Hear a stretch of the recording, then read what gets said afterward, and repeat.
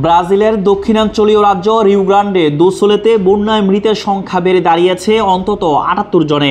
এছাড়া বাস্তুচ্যুত হয়েছে ১,১৫,০০০-এর বেশি মানুষ। সোমবার বার্তা সংস্থা রয়টার্সের এক প্রতিবেদনে এই তথ্য জানা গেছে। প্রতিবেদনে বলা হয়, মৃতের সংখ্যা এখনও বাড়তে পারে, কারণ রোববার ১০৫ জন নিখোঁজ হওয়ার খবর পাওয়া গেছে, যা আগের দিন প্রায় ৭০ জন ছিল। বন্যায় বেশ কয়েকটি শহরের রাস্তা ও সেতু ভেঙে গেছে।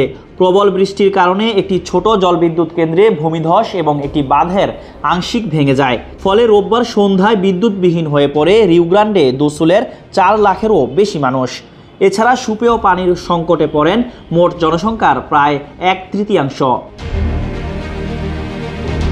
ব্রাজিলের জাতীয় ভূতাত্ত্বিক পরিষেবা অনুসারে মূলত পোর্তো আলেগ্রেতে গুয়াইবা হ্রদ ও এর তীর ভেঙেছে, ফলে বন্যার পানির স্তর অনেক বেড়েছে। স্বেচ্ছাসেবকরা নৌকা, জেট স্কি এমনকি সাঁতার কেটে চলমান উদ্ধার প্রচেষ্টায় সহায়তা করেছেন। পোর্তো আলেগ্রির নিকটবর্তী ক্যানোস শহরের কাইলি মোরেস নামের এক বাসিন্দা জানিয়েছেন, বন্যার পানি তাদের বাড়ির প্রায় ২য় তলায় উঠে গিয়েছিল। বাধ্য হয়ে ৩ সন্তান ও স্বামীর সঙ্গে বাড়ির ছাদে আশ্রয় নিয়েছিলেন তিনি। গত ৫২ বছরে এ অঞ্চলে এমন বন্যা দেখেননি তিনি।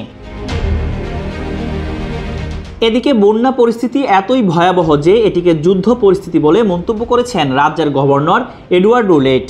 পাশাপাশি এ রাজ্যে যুদ্ধ পরবর্তী ব্যবস্থার প্রয়োজন হবে বলেও মন্তব্য করেছেন তিনি। অন্যদিকে কেন্দ্রীয় সরকারের সাহায্যের প্রতিশ্রুতি দিয়ে অঞ্চলটি পরিদর্শন করেছেন ব্রাজিলের president Luiz Inacio Lula da Silva. জলবায়ু বিশেষজ্ঞ ফ্রান্সিসকো এলিসেই একুইনো বলেছেন, বিশ্বব্যাপী উষ্ণায়ন এবং আবহাওয়ার এল নিনো পরিস্থিতির বিপর্যয়কর মিশ্রণের ফলাফল ছিল ব্রাজিলে আঘাত হানা সাম্প্রতিক বিধ্বংসী ঝড়। ভৌগোলিক কারণে অঞ্চলটি প্রায়শই গ্রীষ্মমণ্ডলীয় এবং মেরু বায়ুর সংঘর্ষের মুখোমুখি হয়। তবে জলবায়ু পরিবর্তনের কারণে এসব ঘটনা আরও তীব্র হয়ে উঠেছে। এর আগে গত বছর রিও গ্রান্ডে দো সুলেতে ঘূর্ণিঝড়ে ৩০ জনের বেশি মানুষ নিহত হয়েছিল।